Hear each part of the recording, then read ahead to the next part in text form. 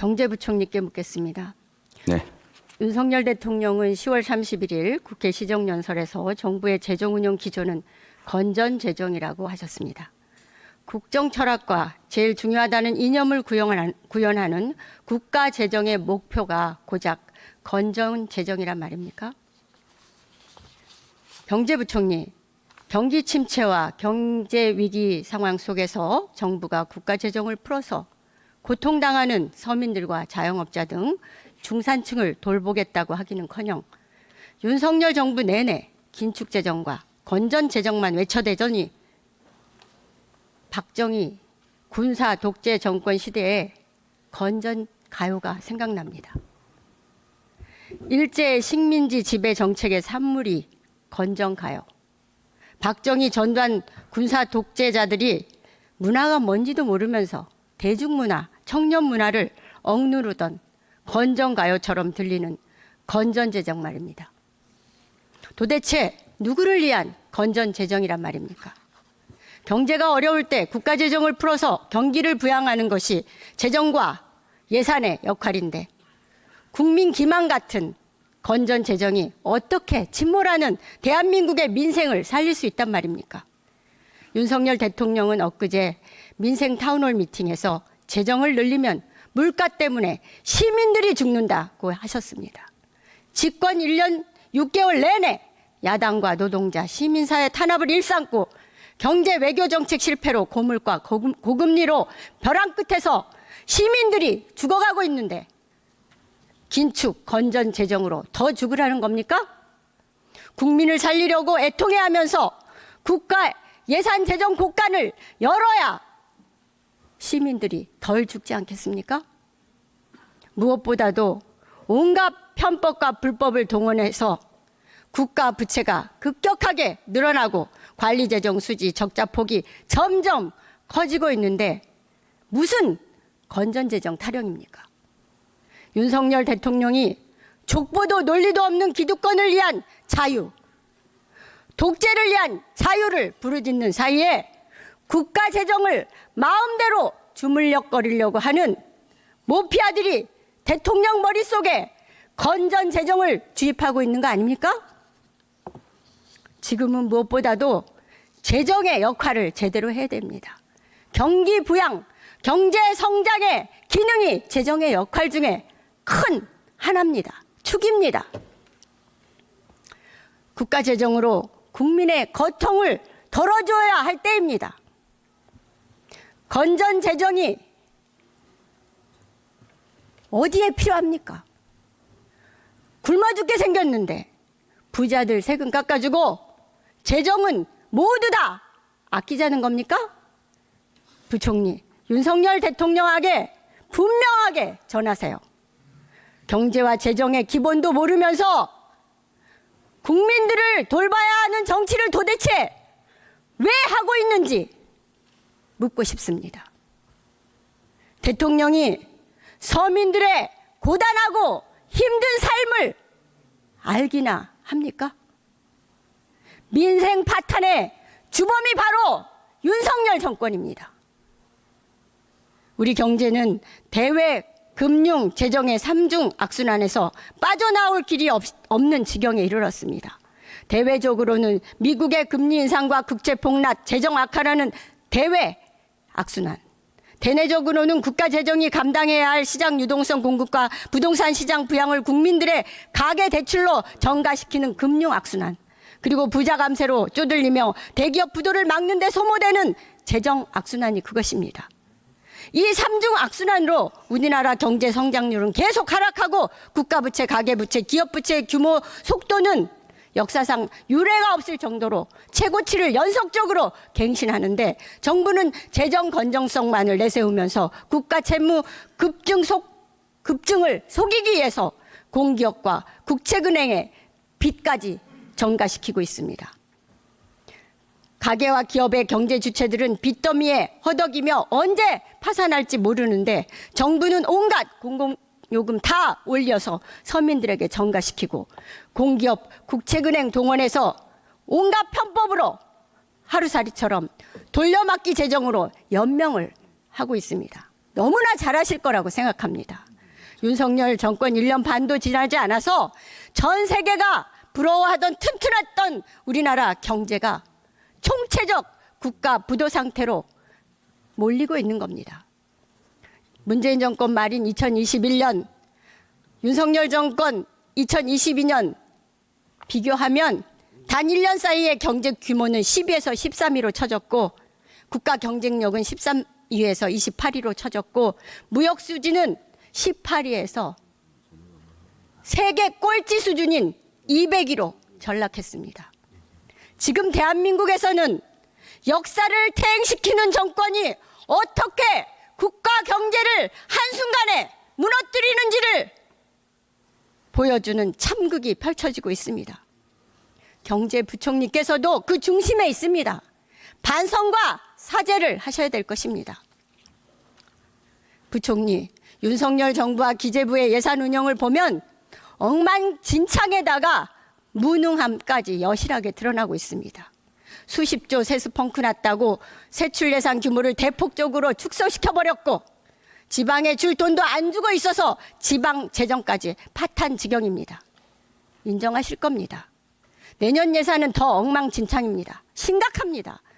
잠재 성장률을 높일 수 있는 R&D 예산은 대통령의 카르텔 한마디에 5조를 삭감해버렸고 지역 카페 예산 3,525억, 청소년 활동 지원 예산 38억, 디지털 성범죄 예방 예산은 아예 전액 삭감해버렸습니다. 성범죄, 고용, 안정, 청년과 관련한 민생 예산들도 대거 삭감해버렸습니다. 그런데 대통령 비서실과 국가안보실 예산은 4.8% 증액, 대통령 비서실 업무추진비는 9% 증액, 대통령 행사 용역비는 무려 2배나 증액시켰고 그 말만은 김건희 로드, 양평 고속도로 예산도 123억 편성했습니다. 윤석열 정부는 국가 재정을 대통령 쌈짓돈처럼 취급하는 거 아닙니까? 심지어 SOC 예산은 노골적인 지역차별과 정치 보복 수단으로 이용까지 하고 있습니다. 내년도 SOC 사업 예산은 26조, 내년 전년 대비 4.6%가 증액되었습니다. 그런데 노태우 정권에서 시작해서 33년 국가사업인 새만금 SOC 예산은 부처가 요구한 예산에서 무려 78%를 삭감해버렸습니다. 그동안 부처가 요구한 새만금 예산은 2021년에는 103% 반영했고 작년에는 139% 반영했고 2023년에는 101% 반영했습니다. 그동안 각 부처에서 요구한 예산보다 정부 예산안 편성 과정에서 더 많이 반영해 왔습니다. 그런데 윤석열 정부가 잼버리 파행 이후에 겨우 22%만 반영시켰습니다. 심지어 기재부가 예산안 편성 과정에서 부처와 충분히 협의조차 없었다는 것을 인정했습니다. 대통령이 잼버리 파행 이후에 새만금 예산 다 깎아버리라고 지시했습니까? 지시했습니까? 예, 하나는 답변을 드릴까요? 아니요, 이 부분만 답변하세요. 그거는 아까 말씀드린 대로 SOC 예산 전체를 보면서 아니요. 저희들이 새만금 연차 소요, 예산, 진행 상황 등을 감안해서 연산 편성을 새만금 했다. 예산 깎으라고 대통령이 지시했어요? 제가 아까 말씀드렸지 않습니까? 기재부에서 그렇게 검토해서 SOC 예산을 새만금도 같이 그런 틀에서 보고 편성을 했다 하는 지난번에 국정감사에서 대통령이 직접 지시하셨냐 이렇게 제가 물었을 때 부인하지 않으셨습니다. 말씀드릴 수 없다고 하셨었어요. 그렇다면 제가 방금 대통령께서 답변을 드렸습니다. 직접 지시하지 않고는 이런 예산안이 편성될 수가 없는 거죠. 어떻게 이런 예산안이 나올 수가 있겠어요. 공항은 물론이고 철도, 항만, 고속도로 등 미래를 위해 SOC 인프라 모두 다 보복을 저지르고 있음을 확인할 수 있습니다. 자료 보십시오. 국가철도 건설 사업 예산도 다른 지역 사업들은 국토부 요구안을 그대로 수용했습니다. 오로지 새만금 인입철도 예산만 100% 전액 삭감했습니다. 보이시죠? 공항 예산도 그렇습니다. 가덕도 신공항, 대구 경북 신공항, 울릉공항 등 다른 지역 공항은 모두 다 부처에서 요구한 그대로 반영했습니다. 오로지 새만금 국제공항만 580억 요구에 무려 89%를 삭감해 버렸습니다. 66억만 반영했습니다. 왜 이런 짓까지 합니까? 잼버리 대회는 정부 행사이고 정부가 잘못해서 파행되었고 망치고 국제 망신 당한 겁니다. 어디다 대고 화풀이 합니까? 변변한 산업단지 몇 개 없는 호남인데 지역차별과 정치 보복적으로 전북을 희생양 삼아서야 되겠습니까? 윤석열 정부는 호남이 전북이 그렇게 만만합니까? 지역 균형 발전에 대한 철학과 비전도 없이 지역 차별만 남는 그런 정치 그만하십시오. 국민의힘은 즉흥적으로 김포를 서울에 편입한다고 합니다. 국가 균형 발전에 대한 거대 담론은 어디다 뒀습니까? 총선에 이용하려는 게리맨더링 아닙니까? 국민들의 삶을 개선하고 경기 부양과 경제 발전을 재정 투입해서 막아야 될, 또 부양해야 할 그런 시점인데 건전 재정 운운하면서 틀어 막아놓고 김건희 로드와 같이 대통령 일가 땅 쪽으로 고속도로 노선을 바꾸는 등 납득할 수 없는 곳에 예산을 쓰고 있는 겁니다. 이것이 바로 윤석열 정부의 예산 운용 수준입니다. 그 어느 역대 정권보다도 가장 저질적인 재정 운용 행태를 드러내고 있는 겁니다. 경제부총리, 기재부 장관, 고통에 신음하는 국민들의 목소리 안 들립니까? 경제관료 출신인데 언제까지 윤석열 정권의 하수인 노릇 하실 겁니까? 국민들의 혈세인 금고를 사금고 운용하듯이 마음대로 주물럭거리는 이 정권에 대해서 선거를 통해서 국민들은 반드시 역사적 심판을 할 것임을 믿어 의심치 않습니다. 윤석열 정권 들어서 작년 53조 세수 추가 세수 발생했고요. 올해 59조 세수 펑크 난다고 발표했습니다. 100조 이상의 세수 추계 실패는 단순 오류가 아니라 경제 실패이자 재정 파탄 수준임을 잘 알고 계실 겁니다.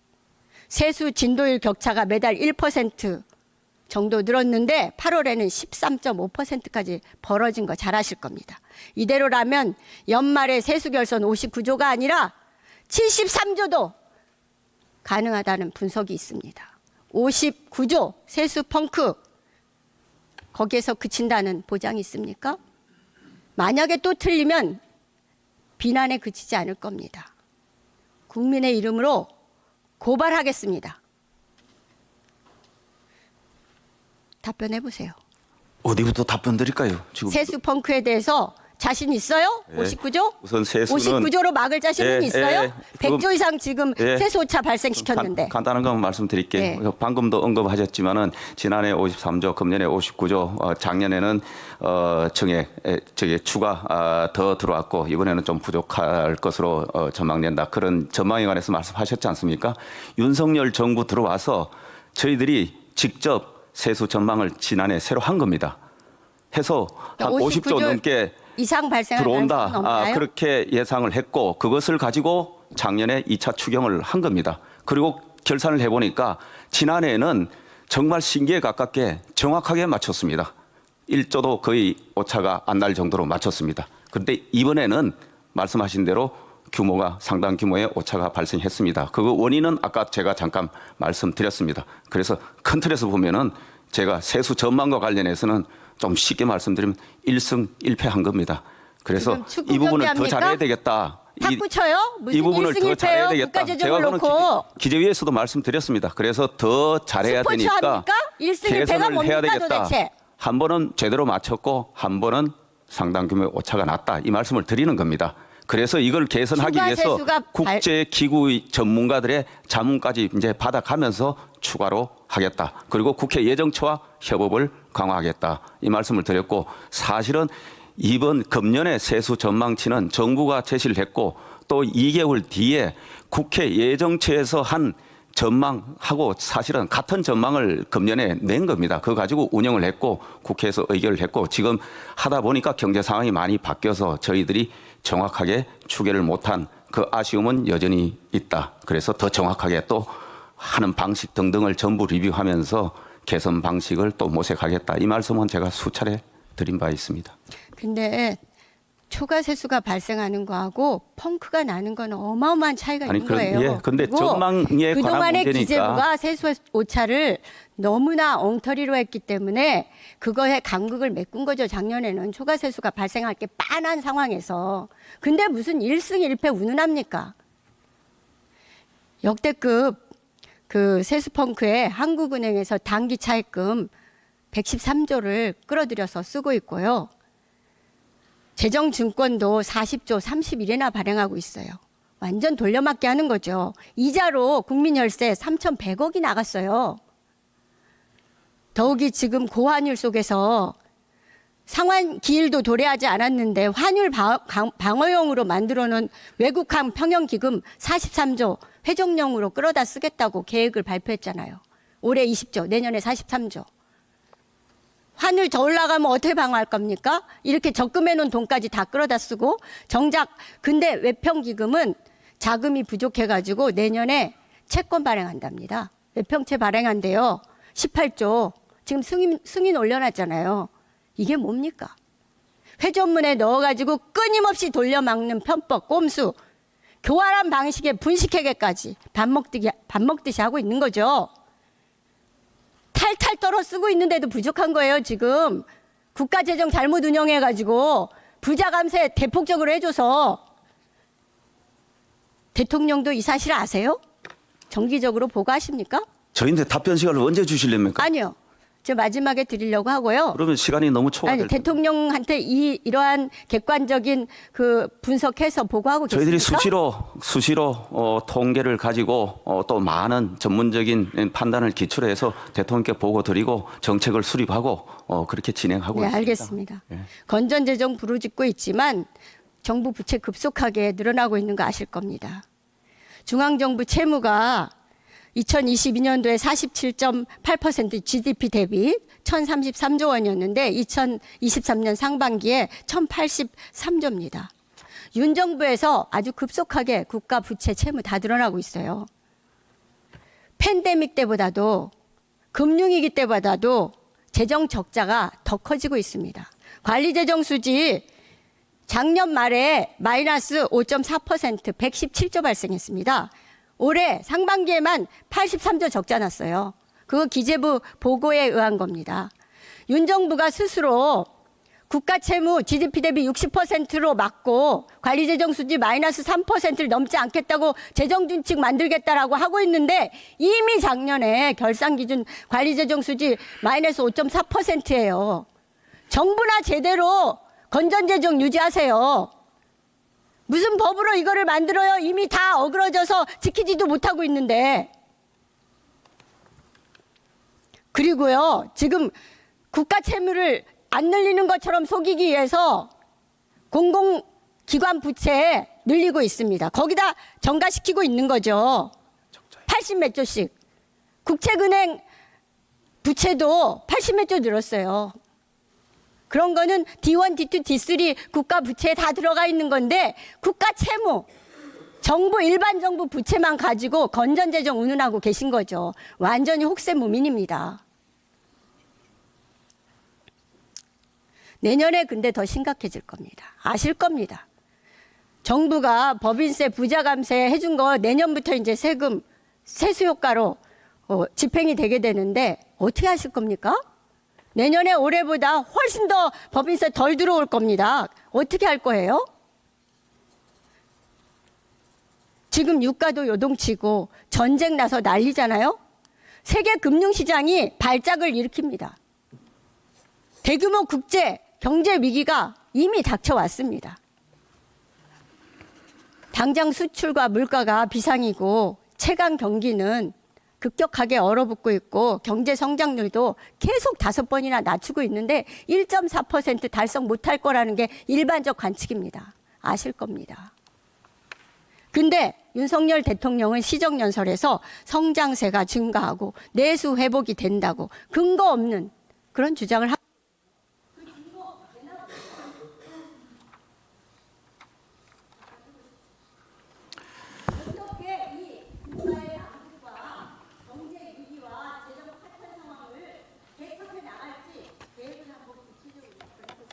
예, 의원님께서 이제 우리 국정의 곳곳에 여러 우려를 지적해 주시면서 좀 민생을 잘 살피고 경제 활력도 회복되고 또 재정도 부채가 더 늘어나면 안 되겠고 가계부채도 더 늘어나면 안 되고 등등 이런저런 걱정을 많이 해주셨습니다. 그 걱정하시는 취지는 제가 충분히 잘 이해를 하겠습니다. 근데 의원님께서 중간에 이게 너무 많은 지금 지적을 해주셨는데 그게 제가 이렇게 쭉 듣고 있다 보면 한쪽에는 국가 부채, 국가 위기, 가계 부채 이 걱정을 하시면서 한쪽에는 또 부채 더 늘려가지고 빚 더 내가지고 막 써야 되는데 왜 안 쓰냐? 나라가 파탄나게 생겼다. 돈 더 쓰라. 민생에 도탄 나게 생겼고 뭐 이런 짓을 하시기 때문에 제가 이거를 앞뒤를 어떤 맥락에서 이해를 해야 될지도 사실은 정확치 않고 제가 뭐 그 논리 구조에 관해서는 의원님께서 하시는 부분이기 때문에 제가 일일이 논박을 하지는 않겠습니다. 다만 아까 여러 지적을 하셨는데 너무 의원님께서 사용하시는 그 지적, 표현, 용어, 통계 논리가 제가 전혀 수긍할 수 없는 그런 말씀을 너무 많이 해 주셨다.